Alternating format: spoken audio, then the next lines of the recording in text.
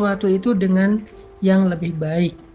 Bahkan sampai Allah berfirman di dalam ayat tentang dakwah atau berdebat, wajadilhum billati hiya ahsan, dan debatlah mereka dengan cara yang lebih ahsan.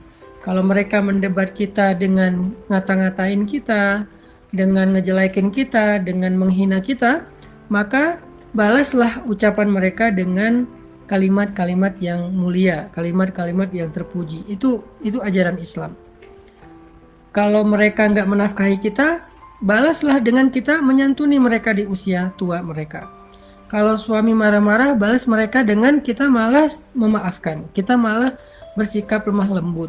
Kalau anaknya mungkin belum sadar, orang tuanya justru membalasnya dengan mendoakan. Ini semua disebut dengan ihsan.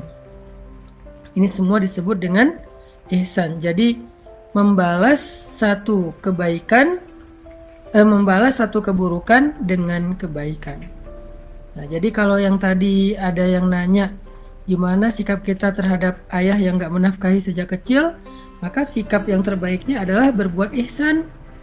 Wah, kalau gitu rugi dong, dia udah gak ngasih apa-apa, kita malah berbuat baik ke dia yang untung terus, kita yang rugi. Siapa bilang?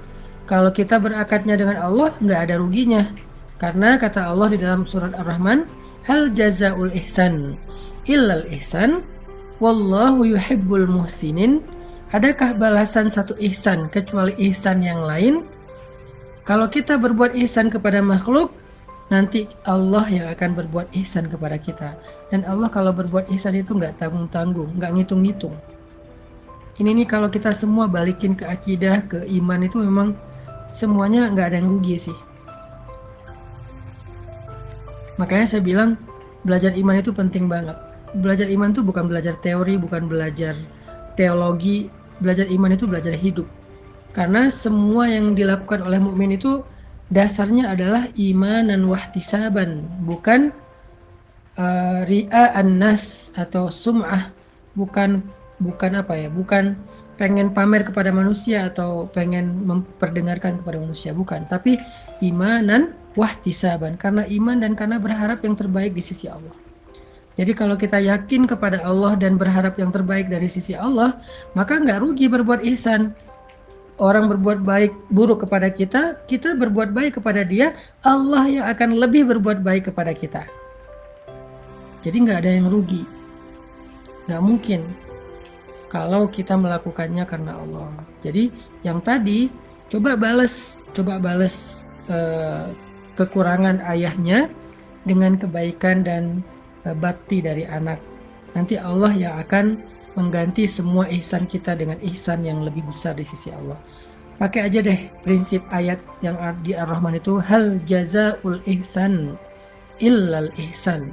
Adakah balasan dari satu ihsan kecuali ihsan dari Allah? Dan Allah juga bilang di surat Ali Imran, wallahu yuhibbul muhsinin. Allah cinta kepada orang yang berbuat ihsan. Ada lagi yang lebih mulia daripada dapat cinta Allah? Bukankah kita sering bilang Nabi itu beruntung banget jadi kekasih Allah? Apakah kita nggak punya kesempatan menjadi kekasih Allah? Banget. Kita punya kesempatan banget untuk menjadi kekasih Allah. Gimana cara menjadi kekasih Allah? Mudah caranya. Kalau pengen menjadi kekasih Allah, maka carilah ayat-ayat apa yang Allah cintai dari hambanya. Sabar, ihsan, ikhlas, dan seterusnya. Wallahu yuhibbul muhsinin. Allah cinta kepada orang yang berbuat ihsan.